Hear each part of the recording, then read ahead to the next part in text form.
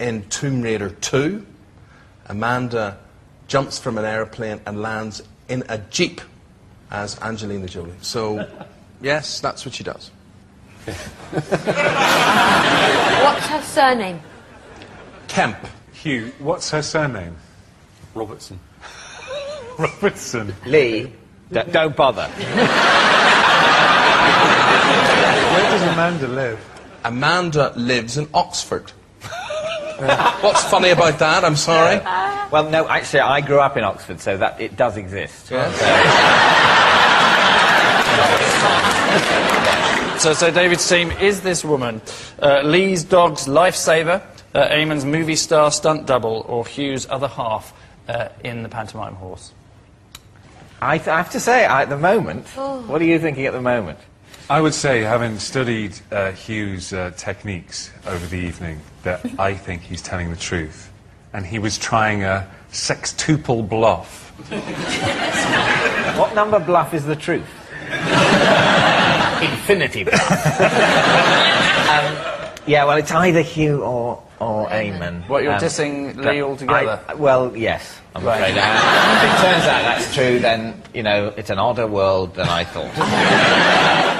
I'm thinking Eamon. Right. Well, I'm going to go. He's always right. Yes. Well, I'm going to go with Peter, and I also think it's Hugh. I think it's Hugh's pantomime horse. Okay. Well, perhaps Amanda would like to reveal her true identity. I was Angelina Jolie's stunt double in Tomb Raider 2.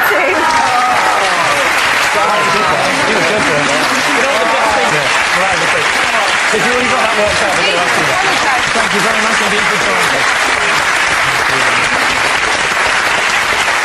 Good work, team.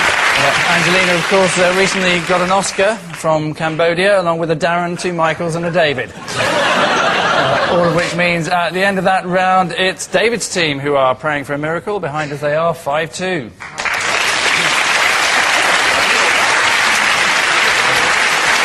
Our final round is quick-fire lies, in which all sense of calm is abandoned in favour of some rapid-fire lying against the clock.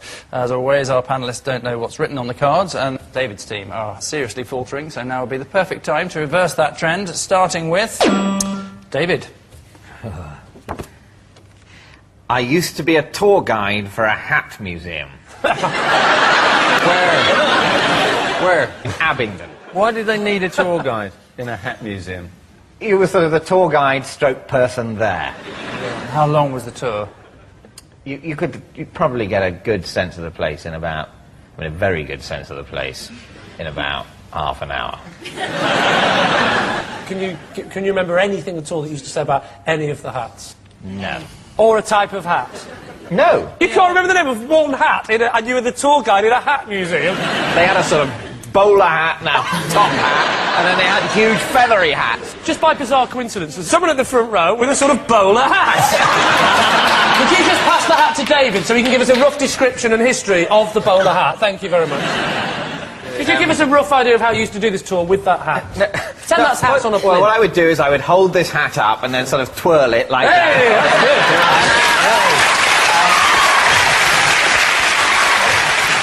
That's good. What kind of people went to the hat museum? Oh, losers. I don't think there's an ounce of truth about this story. No, I don't. He did it. You don't believe him, do you? I do. So, Lee? It's true. Eamon thinks it's true, but this time I'm going to go with Hugh. You're saying it's untrue. David, tell us the truth. True. It is, in fact, a lie. Good!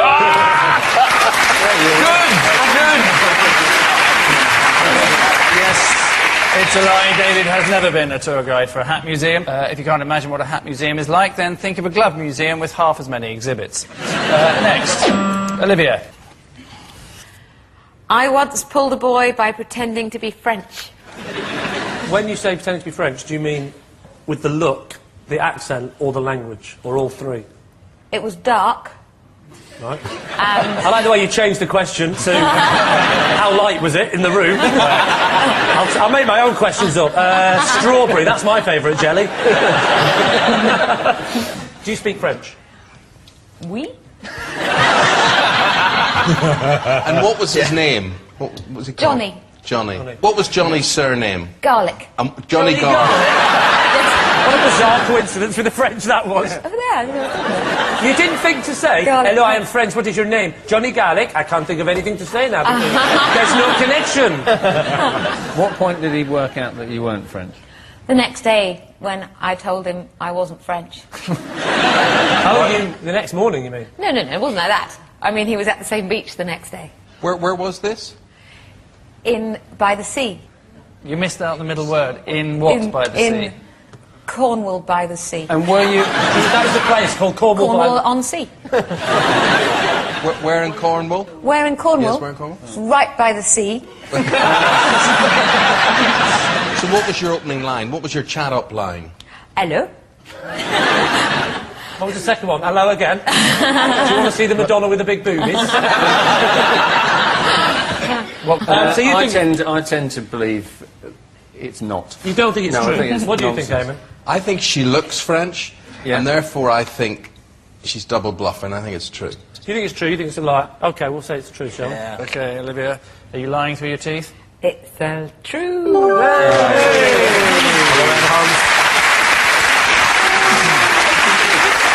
Yes, it is true. Olivia did once pull a boy by pretending to be French. Pretending to be French seemed to be working until she blew her cover when she went to the toilet and then washed her hands. Next, Hugh. At school, I had a fight with Lawrence Llewellyn Bowen. Who won? Who do you think won? Lawrence Llewellyn Bowen. I won. What school was this? This was at school in London. Oh. You don't want to say what school? Well, it was at my school. The Yeah. school actually was in a rugby match. Did he play rugby? He did play rugby, Crikey. but he played for another school, and we had a fight when I was playing on one team and he was playing on the other team. The thing, I didn't know he was Lawrence Llewellyn Bowen because I knew he was called Lawrence Llewellyn Bowen because he only later became Lawrence Llewellyn Bowen. OK, so David, you're going to have to come to a decision as to whether Hugh is telling the truth or not. I think it sounds plausible, but I think it sounds too plausible. So I think he's lying. So plausible, it's untrue. Yeah. The only thing is, Lawrence Llewellyn Bowen, I've never met him, but is he not quite slight? It's very tall. Is he He's very big, mate. They go on the other team. You could say anyone. Ronnie Corbett, huge man. Ronnie Corbett is a huge man. That's an optical illusion. He's about 6'4", 6'5". It's only because Ronnie Barker was the largest man who ever lived. But we think it's true. They're saying it's true. OK, Hugh. True or lie? Lie. I was good, that. Yes, it is a lie. Hugh did not have a fight with Lawrence Llewellyn Bowen at school. Hugh wasn't at school in early Renaissance Britain when Lawrence grew up. In fact, Lawrence is, however, an expert in self-defence. He finds it handy when people see what he's done to their houses. Which, in polite interruption, means that at the end of our final round, it's Lee's team who are tonight's Happy Bunnies, having run away with it 8-6.